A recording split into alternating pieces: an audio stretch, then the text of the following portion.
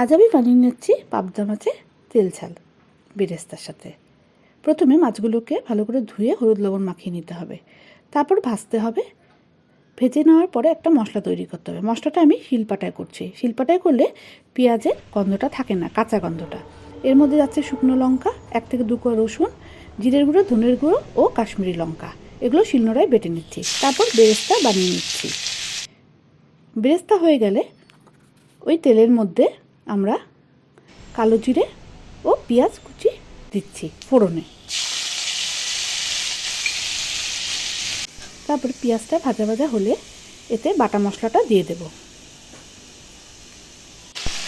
বাটা মশলা দেওয়ার পরে এর মধ্যে হলুদ গুঁড়ো, লবণ, সামান্য চিনি দেবো। চিনিটা নাও দিতে পারেন। কষে গেলে জল দিয়ে ওর মধ্যে মাছগুলো ও কাঁচা লঙ্কা দিতে হবে। ফুটে গেলে এটা বন্ধ করে দিতে হবে। বন্ধ করে গ্যাস বন্ধ করার পর এর মধ্যে 2 কোয়া রসুন বাটা দিতে হবে।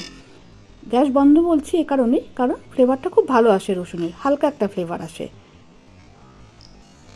গ্যাস বন্ধ করার পরে এই রসুন বাটাটা দিতে হবে এবং সাথে আমরা এরপর দিচ্ছি ধনেপাতা কুচি।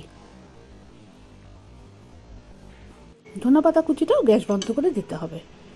ধনেপাতা কুচিটা গ্যাস বন্ধ করে নাড়িয়ে চাড়িয়ে মাছের মধ্যে মিলিয়ে দিয়ে তারপরে এর মধ্যে বেরেস্তা দিতে হবে।